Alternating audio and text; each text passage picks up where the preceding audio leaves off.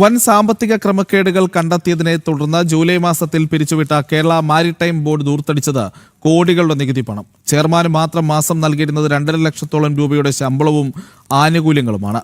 അംഗങ്ങൾക്കും അനുബന്ധ ചെലവുകൾക്കുമായി പിന്നെയും കോടികൾ ചെലവഴിച്ചു. 2018 മുതൽ 453 കോടി രൂപ നൽകിയിട്ടും 13 തുറമുഖങ്ങളെ പ്രവർത്തന പരാജയത്തിലേക്ക് നയിച്ചതിന്റെ നാണം കെട്ട റെക്കോർഡ് മാത്രമാണ് സ്ഥാപനത്തിനുള്ളത്.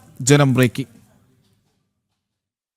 ചെറുകിട തുറമുഖങ്ങളുടെ വികസനത്തിനായി സർക്കാർ പ്ലാൻ വിഹിതമായി 453 കോടിയിലധികം രൂപ അനുവദിക്കുകയും ഉന്നത ഉദ്യോഗസ്ഥർക്ക് ലക്ഷങ്ങളുടെ ശമ്പളവും ആനുകൂല്യങ്ങളും നൽകുകയും ചെയ്തിട്ടും സംസ്ഥാനത്തെ ഭൂരിഭാഗം തുറമുഖങ്ങളും നോക്കുകുത്തിയായി തുടർന്നതോടെ കേരള മാരിടൈം ബോർഡ് ജൂലൈ 6-നാണ് പിരിച്ചുവിട്ടത്. 2018 മുതൽ ഇതുവരെ 453 കോടിയിലധികം രൂപ സർക്കാർ അനുവദിച്ചിരുന്നു. ചെയർമാന് മാത്രം പ്രതിമാസം 2.5 ലക്ഷത്തോളം രൂപ വേതനമായി നൽകി. അംഗങ്ങൾക്കും അനുബന്ധ ചെലവുകൾക്കുമായി പിന്നെയും കോടികൾ ചെലവഴിച്ചു. 2018 മുതൽ 453 കോടി രൂപ നൽകിയിട്ടും 13 തുറമുഖങ്ങളെ പ്രവർത്തന പരാജയത്തിലേക്ക് നയിച്ചതിന്റെ നാണം കെട്ട റെക്കോർഡ് മാത്രമാണ് സ്ഥാപനത്തിനുള്ളത്. സംസ്ഥാനത്തെ 17 ചെറുകിട തുറമുഖങ്ങളുടെ വികസനമാണ് ബോർഡിന്റെ ചുമതലയിൽ ഉണ്ടായിരുന്നത്. എന്നാൽ ഇതിൽ 13 തുറമുഖങ്ങളിലും അടിസ്ഥാന സൗകര്യങ്ങളോ പ്രവർത്തനങ്ങളോ ഇല്ലെന്നും അവയെ പ്രവർത്തനക്ഷമമല്ലാത്തവ ആയി പ്രഖ്യാപിക്കണമെന്നും ബോർഡ് തന്നെ സർക്കാരിനോട് ആവശ്യപ്പെടുകയായിരുന്നു. CAG കണ്ടെത്തിയ ക്രമക്കേടുകളും പിരിച്ചുവിടലും റവന്യൂ കുടിശ്ശിക പിരിച്ചെടുക്കുന്നതിൽ വീഴ്ചയും ബജറ്റ് വിഹിതമല്ലാത്ത ചെലവുകൾ, ഫണ്ടുകളുടെ വകമാറ്റൽ, ഫണ്ട് കൃത്യമായി വിനിയോഗിക്കാതിരിക്കൽ എന്നിവ കൺട്രോൾ ആൻഡ് ഓഡിറ്റ് ജനറലിന്റെ റിപ്പോർട്ടിലും കണ്ടെത്തിയിരുന്നു. കൂടാതെ 2022-23 മുതൽ